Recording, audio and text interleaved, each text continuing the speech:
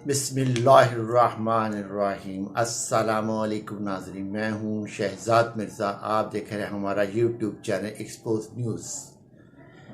नाज़रीन, कोई गुज़श्ता मैंने हफ्ते में एक वीलॉग बनाया था जिसपे मैंने बताया था आपको कि या तो सदर पाकिस्तान जो हैं अदम एतमाद के वोट के लिए कहेंगे।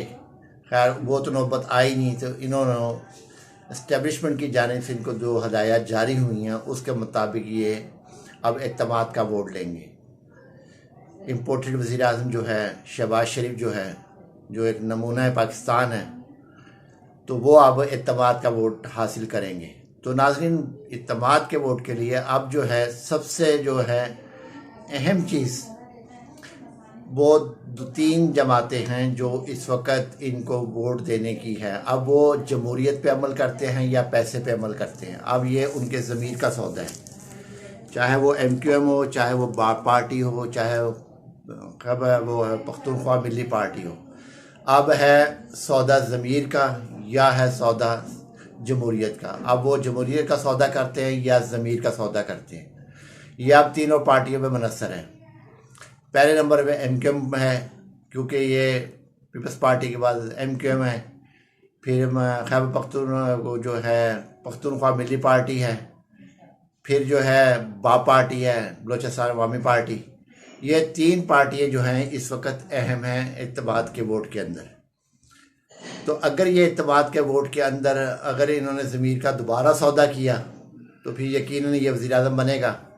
अगर उन्होंने जमहूरियत का फ़ायदा किया या मुल्क के बारे में सोचा, या उनको ये यकीन है कि हम अदम एतमाद के बाद जो हुकूमत गिरने के बाद जो है हम बेहतर पोजीशन में आ जाएंगे कि इंतखाबात में तरफ जाएंगे, तो फिर एक अच्छा फ़ैसला इनका होगा। तो अब है इन तीनों के ऊपर। MQM तो खैर बदलने में 2 मिनट लगाती है, वो तो रात को 1 घंटा 12 बजे कुछ कहती है, 1 बजे कुछ कह देती है। उसका तो खैर यकीन नहीं किया जा सकता, वो इस मामले में अपना किरदार कोई अहम किरदार अदा करेंगे। अब रह गई हैं 2 पार्टियाँ, पख्तूनख्वा मिली पार्टी और बलोचिस्तान अवामी पार्टी। इस वक्त जो है PLN के पास तकरीबन 85-86 हैं मेम्बरान हैं, और पीपल्स पार्टी के पास 55 हैं, JUI के पास 15 है और MQ के पास 8 है। बाकी 4-5 हैं, 4-4 3-4 हैं बाकी के। मगर MQM के बाद जो है JUI है, वो तो किसी सूरत भी पीछे नहीं हटे, क्योंकि उसके बेटे को मुलाजमत मिली हुई है कौमी असम्बली के अंदर, और वजारतें मिली हुई हैं इसके पार्टी के MNAs को। तो अब ये जो है JUI पे तो आप यकीन नहीं कर सकते, क्योंकि JUI तो है ही जो मौलाना फजल रहमान साहब हैं, वो तो हैं सिर्फ वजारत के मौलाना हैं। वो वजारतें मौलाना हैं। अगर उनको वजारतें मिल गई तो असम्बली सही है, वजारतें नहीं मिली तो जाली असम्बली है। ख़ुद को मिल जाए या बेटे को मिल जाए या उनके अरकान को मिल जाए तो फिर वो असम्बली असली हो जाती, वरना जाली है।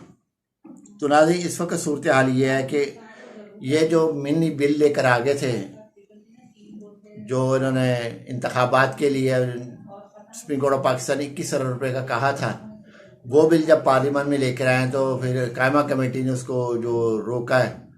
तो इस तरीके से जो ये खिचड़ी पकाई है, इन्होंने जानबूझकर खिचड़ी पकाई है, वो बिल इनकी गली की हड्डी बनी है। अगर वो नहीं करते, बिल पास नहीं करवा सके, तो इसलिए इनको कह दिया गया कि आप एतमाद का वोट ले लें। तो पता चले क्योंकि आप बिल पास ही नहीं करवा सके, 21 अरब रुपये का मिनी बिल था वो नहीं पास करवा सके। तो नाज़रीन, दूसरी जानिब जो है इस वक्त जो सिलसिला दूसरा जो है, ये तो आपको बता दिया, अदम एतमाद के वोट के हवाले से आपको तफसील बता दी है।